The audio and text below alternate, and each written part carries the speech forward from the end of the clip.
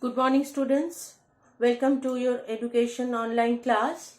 We were discussing the chapter forms of education, and we are on the sixth day of the video and of the class. So today we will discuss about the next type of education, that is formalist education. In the last few classes we have done different type forms of education, and first we have discussed about the informal education, informal system of education, and what is its characteristics, and finally we have discussed the responsibility and limitation of a school being an informal institute of education. So what are the benefits are there, and what are the responsibility that should be followed by the school, and what are the limitations which are there, which we have to accept. And still at the conclusion we have discussed that we cannot deny all the importance of a family. Now to the as we proceed to the next form of education, that is formal system of education. Now what is formal? What do we mean as we pronounce the word formal? Formal means where there is some rules and regulations, it is under some control, and there must be some part of rigidity, isn't it? So restrictions and disciplines should be followed. So when we are receiving a particular type of education which is under discipline, under control of something, it is called formal education. Another thing, what all the formal educational system, they are having four factors of education.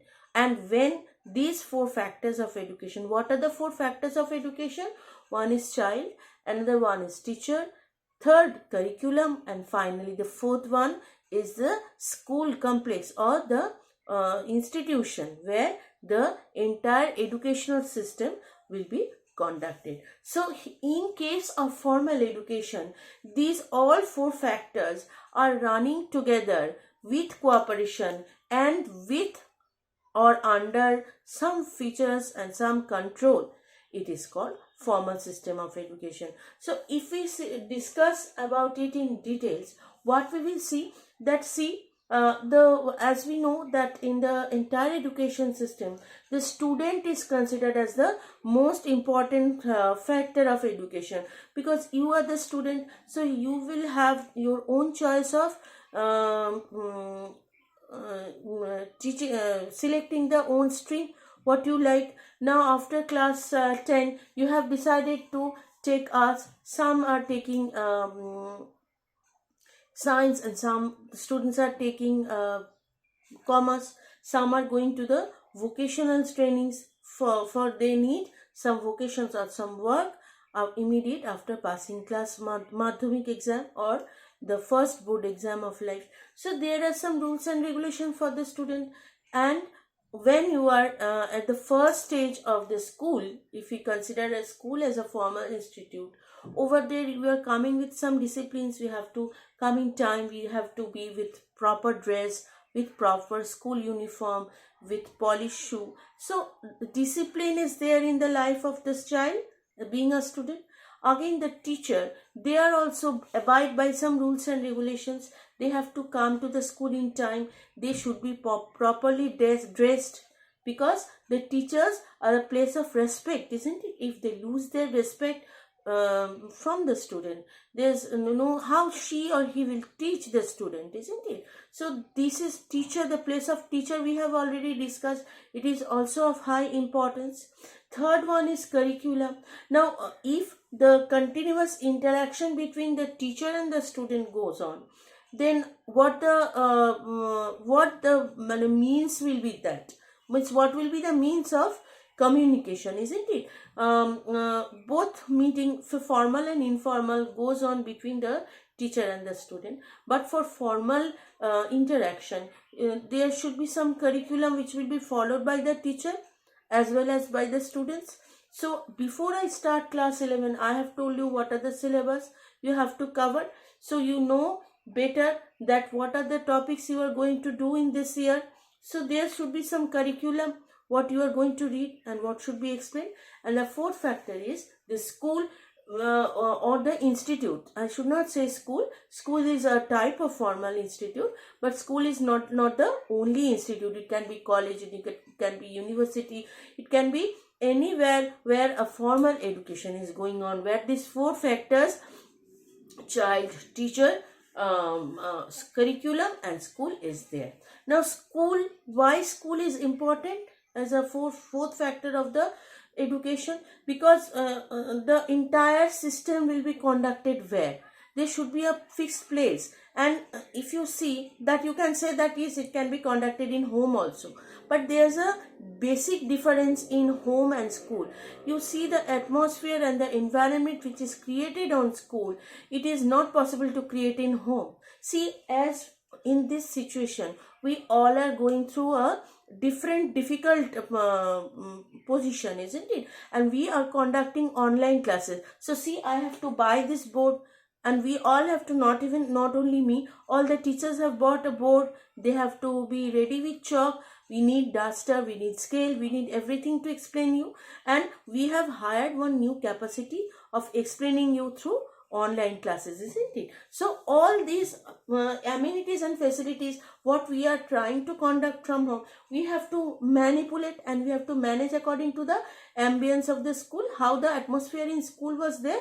Just like we are buying boards so that you better understand, I can write the points, you can see, you can understand by my explanation. So why I am explaining all these four factors? Because these, in case of any type of formal education, these four factors are working together, cooperating each other and making a successful one, formal education. So if we go to the definition of J.P. Nayak, we will see the system of education which functions in a definite social condition is formal education or controlled education. So why we are mentioning that definite social condition? Social condition means what? When you are present in school, the school is your social environment. When you are in a party, the party is your environment. When you are home, the atmosphere is something else. So when the social condition is definite, means what? The condition is being created, the school is being created, isn't it? There are room and everything, but they are with big windows and doors, air and light should enter to it, and the board and chalk duster should be there, the teacher, the benches should be there, and the teacher for sitting, a chair and a table must be kept for the teacher. So the ambience is created. So the atmosphere, the social condition is definite and it is created. So the system of education which functions in a definite social condition is formal education or controlled education. Why it is referred as controlled education? Because we are abide by some rules and regulations. So many times I am repeating the same thing, because we know that we have 45 minutes of classes, so we cannot go beyond that. If I like, I cannot take it for 1.5 hours, or other teachers will come and wait for me. It is for the rules and regulations. We have to come in a proper dress. In case of you and in case of us also, there are some rules and regulations. There are fixed time within which we have to come. So entire system is controlled, isn't it? I cannot use whatever language I like. You cannot use anything. You cannot do anything whatever you like, isn't it? So there are some selected controlled education, and it is a formal education where everything is controlled with the help of this four factor. So this is all about the definition of formal education. I think you have understood. Next day we will start with the different characteristics of formal education. For today we will end here, and next class get ready with your copy. For the points I will discuss the characteristics of formal education. Thank you very much.